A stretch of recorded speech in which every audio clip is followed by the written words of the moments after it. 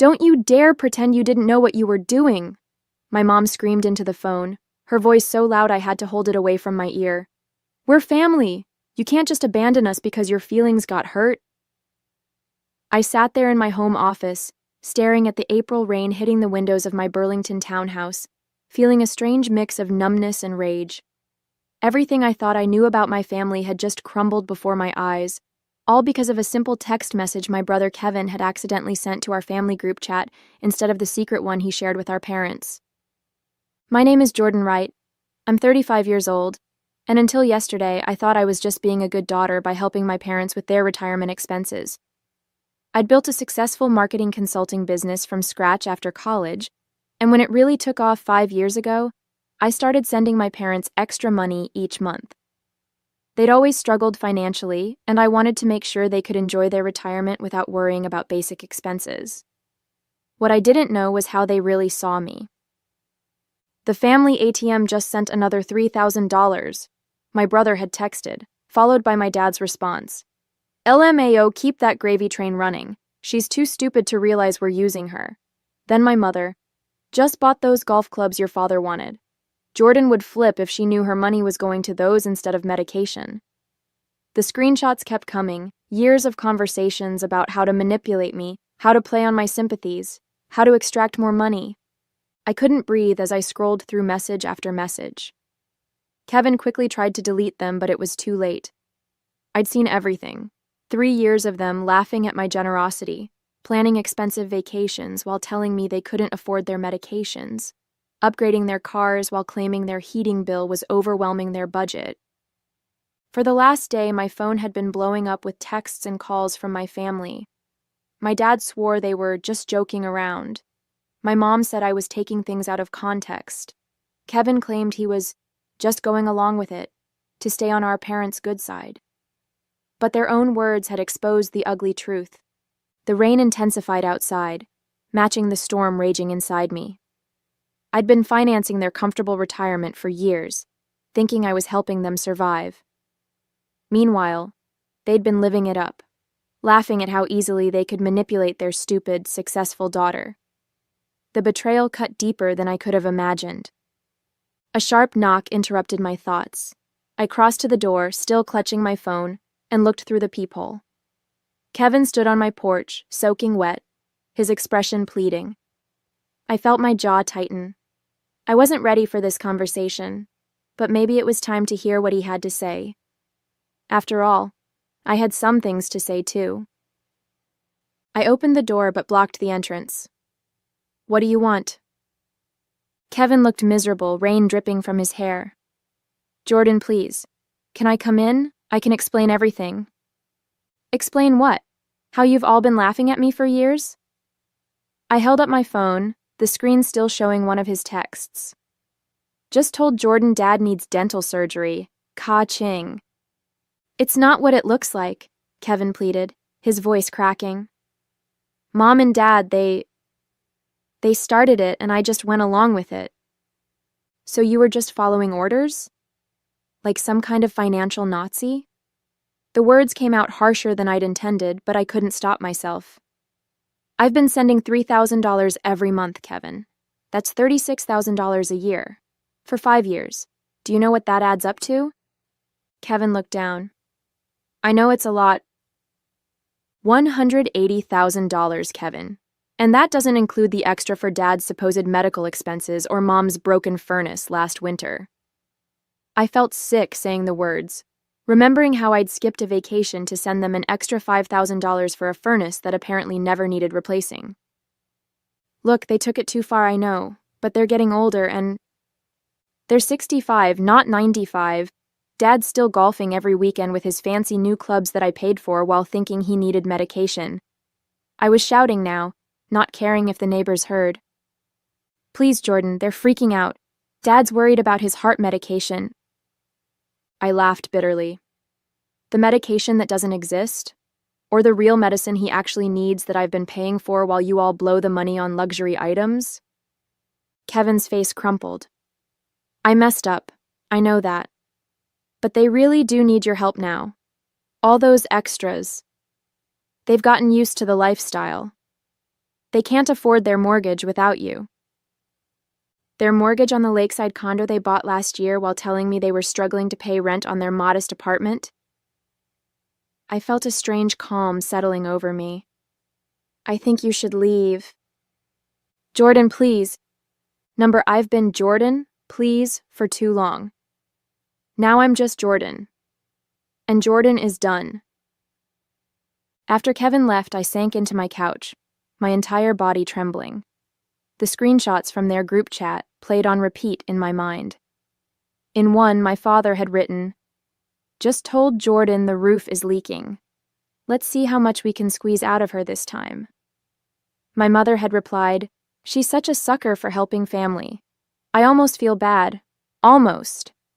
Then Kevin, "Maybe we should start a betting pool on how quickly she sends the money." I'd been nothing but an ATM to them, a resource to be drained, a joke. I pulled out my laptop and logged into my banking portal. Every month for the past 5 years, there it was.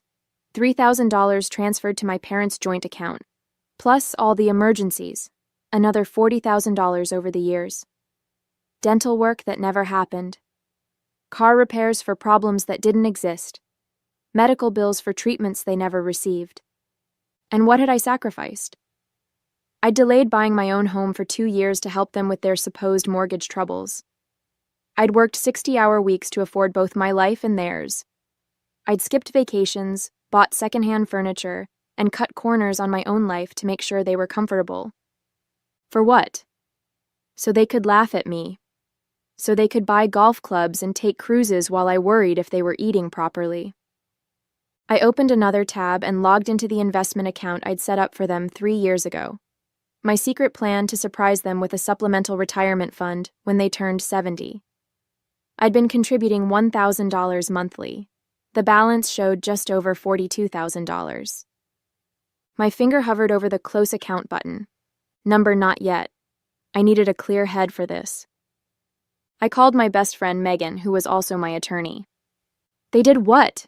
She practically screamed when I explained the situation. "I know," I said, my voice hollow. "I've been an idiot." "No, Jordan. You've been kind. They're the ones who should be ashamed." Her voice softened. "What do you want to do?" "I don't know," I admitted. Part of me wants to just cut them off completely. Another part wants to confront them and hear them try to explain themselves. "Before you do anything, we need to review what you've set up for them legally. Are they on any of your accounts, insurance policies, the retirement supplement you mentioned?" I felt a chill. I hadn't even thought about all the ways we were financially entangled. Beyond the monthly transfers and the investment account, I'd added them to my premium health insurance policy as dependents 2 years ago. My father's heart medication, which I now question the existence of, was covered under my plan. They were also beneficiaries on my life insurance policy.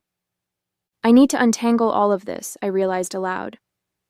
"One step at a time," Megan counseled. "First, gather all the documentation of what you've given them. Bank statements, texts asking for money, everything. Second, make a list of all financial connections you need to sever.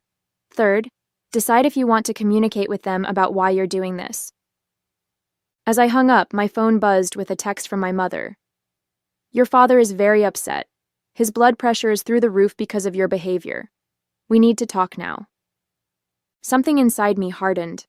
The manipulation was still happening even now.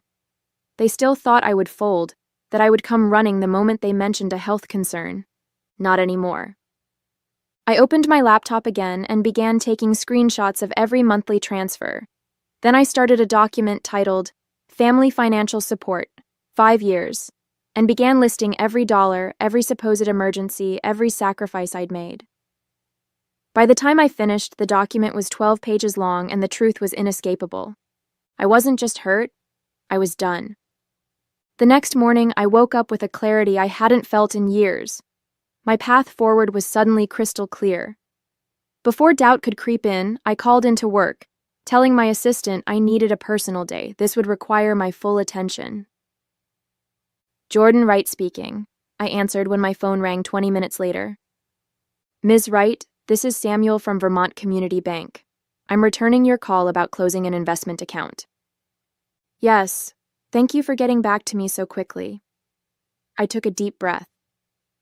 I need to close the supplemental retirement account I set up for Robert and Patricia Wright. I see. May I ask if there's a problem with the account? No problem with the account, I said. Just a problem with the intended recipients. After confirming my identity and authority over the account, Samuel walked me through the process. Since I was the sole controller of the account, it had been intended as a gift. I could close it without my parents' knowledge or consent. The $42,680 would be transferred back to my primary account within 3 business days. Is there anything else I can help you with today, Ms. Wright? Actually, yes. I'd like to cancel all recurring transfers to the joint account belonging to Robert and Patricia Wright. Those are currently set at $3,000 monthly, correct? Correct? My voice didn't waver. I'd like that stopped immediately. Step 1 complete. Next, I called my health insurance provider. This one was trickier. Mid-year changes to dependents required a qualifying life event, and discovering your parents have been scamming you wasn't on their list. But after explaining my situation to a sympathetic representative named Miguel, he found a solution. Since they have their own residence and you no longer provide more than 50% of their financial support, we can process this as a change in dependent status, he explained. They'll receive notification that they've been removed from your policy effective at the end of the month, which gives them 30 days to find alternative coverage. That's perfect, I said. Thank you for understanding. Family situations can be complicated, Miguel said kindly. Been there myself. Step 2 complete. The life insurance policy was the easiest change. A simple online form removed my parents as beneficiaries and replaced them with a local children's charity. By noon, I'd systematically dismantled every financial connection to my family except one, my brother Kevin's student loan, which I'd been paying for the past 3 years. He still had 2 years of payments left at $580 monthly. That one gave me pause. Kevin had participated in the deception, but he'd also seemed genuinely remorseful. Had he been pressured by our parents? Or was he just sorry he got caught? My phone pinged with a text from Kevin. Mom and Dad are freaking out. Dad says his prescription refill was denied at the pharmacy. What did you do? That answered that question. Not a word of apology or understanding, just more pressure to restore the flow of money. I replied, their consequences are not my problem anymore. My phone immediately rang. Kevin. I sent it to voicemail. Instead, I opened my email and composed a formal letter to my parents, attaching the 12-page document I'd created the night before. I titled it simply, Financial Support Provided, 2018 to 2023. The email read, Robert and Patricia, attached is a comprehensive accounting of the financial support I have provided over the past 5 years, totaling $221,865. This includes monthly transfers, emergency funds, medical expenses, and the supplemental retirement account I established for you. As of today, all recurring transfers have been stopped. You have been removed as dependents from my health insurance policy effective May 31st, and the retirement account has been closed. Your duplicity has been documented with screenshots of your own messages, revealing how you have systematically manipulated and deceived me while mocking my generosity. Do not contact me again unless it is to repay what you have taken under false pretenses. Jordan Wright. I read it over twice, attached the document, and hit send. Step 3 complete. Then I blocked their numbers on my phone, removed them from my social media, and sat back in my chair, exhausted but relieved. For the first time in years, my money was truly my own. I managed 3 days of blessed silence before they found a way around my blocks. The doorbell rang at 8:30 p.m. while I was reviewing client proposals. Through the peephole, I saw my parents and Kevin standing on my porch, their faces a mixture of anger and panic. I didn't open the door. Instead, I called Megan. They're at my house, I whispered, as if they might hear me through the walls. "Do not let them in," she said firmly. "If they don't leave, call the police for trespassing." That feels extreme. Trust me, Jordan. Once they're inside, it'll be much harder to get them out, physically and emotionally. The doorbell rang again, followed by pounding. "Jordan," my father shouted. "We know you're in there. You can't just cut us off without talking to us." I sent a text to Kevin. "I have nothing to say. Please leave or I'll call the police." Through the peephole, I watched Kevin check his phone, show it to my parents, and then have what appeared to be a heated discussion. My mother seemed to be crying, while my father's face had turned an alarming shade of red. Eventually, they left, but not before my father shouted, "You're going to regret this, Jordan. We're family. You can't just abandon us." The irony of him using the word abandon wasn't lost on me. They'd abandoned any pretense of loving me years ago, seeing me only as a resource to exploit. The next morning, the emails started. My mother wrote a lengthy guilt trip about my father's health declining without his medication. My father sent a terse message demanding I stop this childish behavior immediately. Kevin pleaded that our parents couldn't afford their mortgage payment without my help. I forwarded each one to Megan without responding to them. 3 days later, I received a certified letter from my parents. Inside was a handwritten note from my mother. "Jordan, we don't understand why you're punishing us like this. Yes, we made some jokes in poor taste, but that's what families do. Your father's heart medication is $450 per month without insurance. Our mortgage is due next week, and we can't cover it without your help. We might lose our condo. Is that what you want? For your elderly parents to be homeless? Please stop this cruelty and talk to us." I nearly laughed at the elderly comment. They were both 65 and in good health. My father's golf game had never been better, according to the country club photos Kevin had accidentally included in one of those fateful screenshots. I called the pharmacy where my father filled his prescriptions, pretending to be my mother. "I'm calling about my husband Robert Wright's heart medication. What's the cost without insurance?" "Let me check," the pharmacist said. After a moment, "It's $42 for a 30-day supply, Mrs. Wright." Not $450. Another lie. That evening, Kevin showed up at my office as I was leaving. He looked terrible, dark circles under his eyes, clothes rumpled. "Jordan, please," he said, stepping in front of me. "They're falling apart. Dad's talking about bankruptcy." "That's not my problem," I replied, trying to step around him. "How can you be so cold? They're our parents." "Are they? Because real parents don't exploit their children. Real parents don't laugh behind their kids' backs about how stupid and gullible they are. They made mistakes, but—" "No," I cut him off. "A mistake is forgetting a birthday. What they did was calculated and cruel. For years, Kevin. Years. The condo is going into foreclosure. They can't make the payments without you."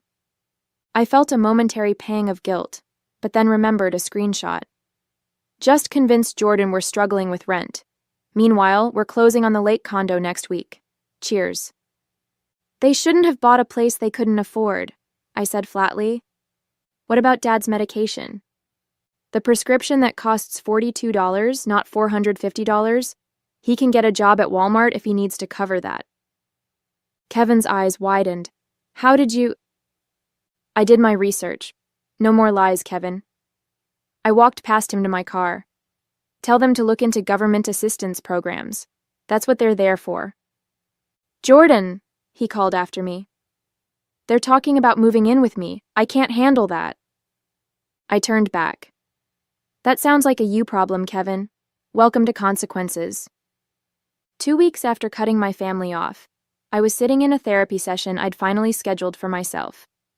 Dr. Bennett, a woman in her 50s with kind eyes and a no-nonsense demeanor, listened as I recounted the whole sordid story. "Every day I swing between feeling strong and feeling horrible," I admitted. Like yesterday, I found out from a mutual friend that my parents had to cancel their country club membership. I actually felt guilty about it for hours.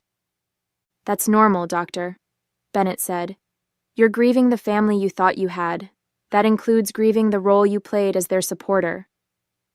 But they didn't deserve my support. They were using me. Both things can be true at once. They didn't deserve your support, and you can still feel loss about no longer providing it. I pondered that while Dr. Bennett continued. The role of family provider clearly became part of your identity. Now you're redefining who you are without that role. I hadn't thought about it that way, but she was right. For 5 years, I'd tied my self-worth to being the successful daughter who could support her parents. Who was I now? As I was leaving my session, I received an unexpected call from my Uncle Pete, my father's brother who lived across the country in Oregon. We weren't close, but I answered out of curiosity. Jordan? It's your Uncle Pete. I just got a strange call from your father asking if he and your mother could come live with us for a while. He said you'd cut them off financially and they were about to lose their home. Is that true? I sighed. It's complicated, Uncle Pete. I figured. Your dad has always had a talent for selective storytelling. His tone was dry. Want to tell me your side? So I did, explaining everything from the screenshots to the lies about medical expenses. When I finished, there was a long silence. I'm not surprised, he finally said. Your father tried to pull similar stunts with me years ago. It's why we're not close. I refused to fund his lifestyle. You knew? I felt a wave of betrayal all over again. Why didn't you warn me? Would you have believed me? They had you convinced they were struggling and you were their hero. Sometimes people have to discover the truth themselves. He was right. I wouldn't have believed him. For what it's worth, he added, I told your father I wouldn't take them in. I suggested they downsize and live within their means. He hung up on me. After we disconnected, I felt strangely validated. I wasn't crazy for cutting them off. I wasn't a horrible daughter. I was just the latest target of their manipulation, and I'd finally wised up. That evening, I received a text from Kevin from a new number. Mom and Dad are moving into my spare room next week. They're selling the condo. Dad's furious about it. I can't believe this is happening. I didn't respond. 3 days later, another text. The condo is on the market. Dad's car got repossessed yesterday. This is getting really bad. I almost texted back, almost asked if they needed help with moving expenses. But then I remembered a particular screenshot where Kevin had written, Jordan just asked if Dad was doing okay after his doctor's appointment. For the heart issue that doesn't exist. Ha ha ha ha ha ha. They'd made their choices. Now they were living with the consequences. Week 3 brought an email from a name I didn't recognize. The subject line, Message from your parents. Apparently, they'd enlisted a family friend to reach out since I'd blocked them everywhere. The message detailed how they'd been forced to sell most of their furniture, how my father's health was deteriorating from the stress, and how they'd had to apply for food stamps, something my proud father considered humiliating. The email concluded, they just want a chance to talk to you, to explain and apologize. I considered it for all of 5 seconds before hitting delete. Their idea of an apology would be whatever they thought might turn the money faucet back on. I was done being manipulated, done being their ATM. For the first time in years, my money was going toward my future, not their pretend emergencies. The guilt was fading, replaced by something unexpected. Freedom. 6 months after I'd cut off all contact, I arrived home from a business trip to find my parents sitting on my porch steps. My father had lost weight, and my mother's carefully maintained highlights had grown out, revealing gray roots.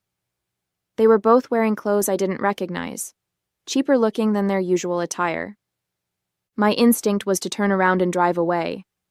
But Dr. Bennett and I had discussed this possibility in therapy. I was stronger now. I could face them without being manipulated.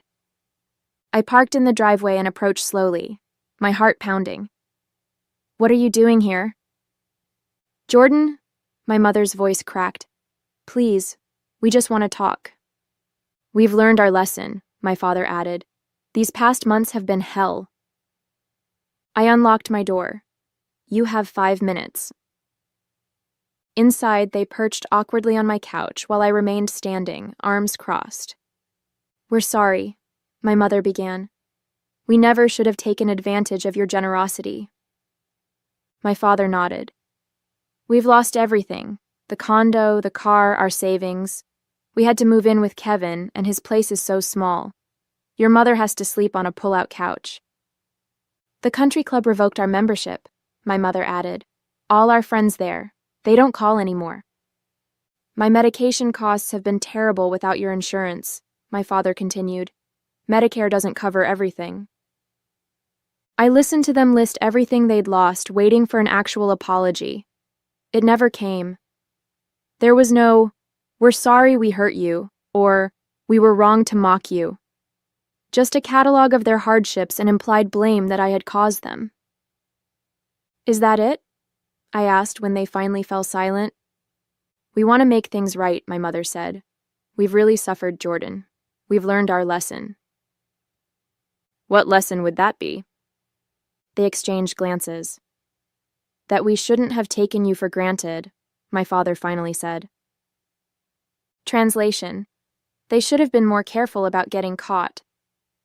No, I said softly. You haven't learned anything.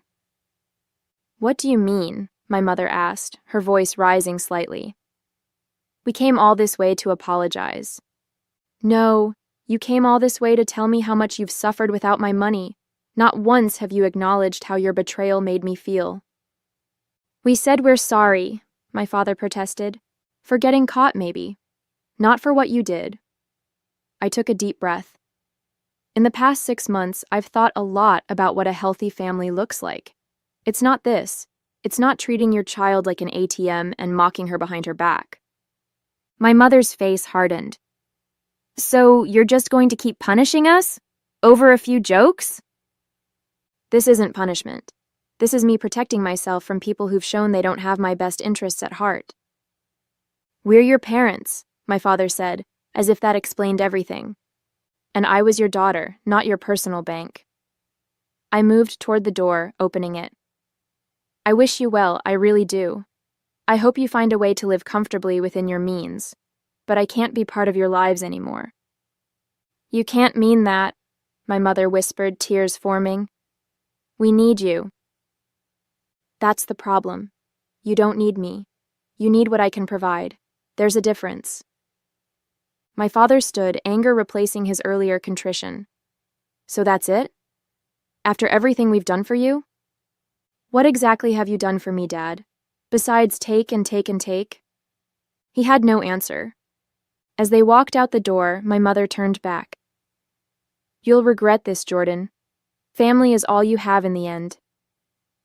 I shook my head. No, Mom. Family is supposed to be the people who love you unconditionally. I've built that family with my friends. What you offered was just a transaction. I closed the door and leaned against it, listening to their footsteps retreat down the path. I expected to feel guilt or grief. Instead, I felt an overwhelming sense of peace.